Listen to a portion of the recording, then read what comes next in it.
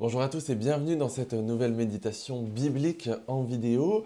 Et aujourd'hui, on va faire une pause dans notre parcours dans l'évangile de Luc, puisque vous l'avez sûrement remarqué, aujourd'hui c'est un jour spécial, même si vous ne regardez peut-être pas cette vidéo le jour où elle a été postée, et évidemment je peux le comprendre, mais aujourd'hui c'est le 25 décembre, c'est Noël, ça y est, cette fête que l'on a attendue, dont on a parlé pendant un mois, pendant nos 4 semaines de l'Avent, est arrivée.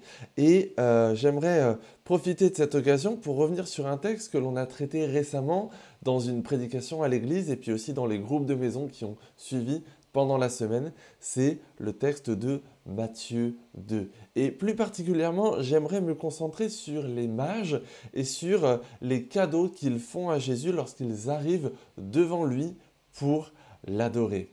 Des cadeaux, on en parle beaucoup ces temps-ci et aujourd'hui vous êtes peut-être même entouré des cadeaux qui vous ont été faits, que vous avez faits à vos proches.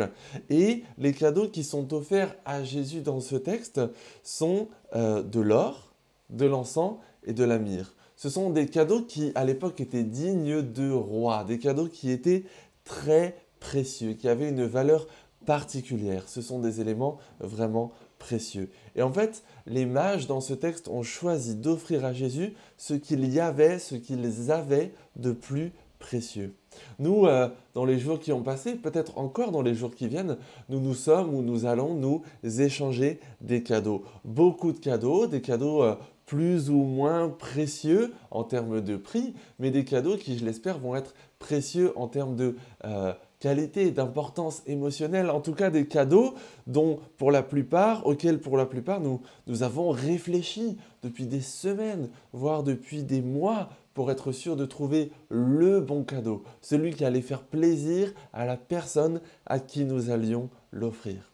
Mais au milieu de tous ces cadeaux que l'on s'est fait ou que l'on va encore se faire les uns aux autres, j'aimerais nous poser cette question. Qu'offrons-nous à Jésus? Qu'avons-nous à offrir à Jésus? Certaines réponses vont vous venir naturellement. On peut lui offrir notre cœur, notre vie, notre engagement renouvelé ou encore d'autres choses et chacun sera libre d'allonger la liste avec ce qu'il veut mettre derrière, d'allonger la liste à sa manière. Mais qu'avons-nous, voulons-nous offrir à Jésus? Au-delà de tous les cadeaux que nous avons reçus ou que nous avons donnés pendant cette fête de Noël. Et puis dans ce texte, comme dans tout l'évangile, il y a aussi un autre cadeau qui est présent. C'est un cadeau qui est en fait la source de tous les cadeaux que l'on s'offre en cette période de Noël. Ce cadeau, c'est la grâce qui nous est offerte par Dieu. La grâce comme cadeau de Dieu qui, lui seul, pouvait mettre en place un plan pour sauver l'humanité et qui, lui seul, le fait à travers ce bébé qui naît dans une étable. Tous les cadeaux que l'on s'offre gratuitement pour faire plaisir à ceux qui nous entourent ont pour source le cadeau que Dieu nous a fait d'abord gratuitement, par grâce, alors que nous ne méritions rien. Loin des idées de cadeaux que l'on mérite ou que l'on ne mérite pas, qui peut être parfois mis en avant pendant cette période de Noël.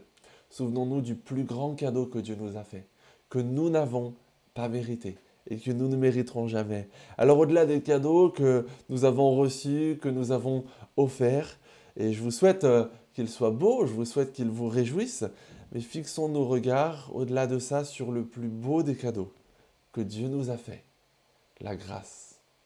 Je vous souhaite une très bonne journée de Noël, je vous souhaite de très bonnes fêtes et je vous dis à bientôt pour une nouvelle méditation.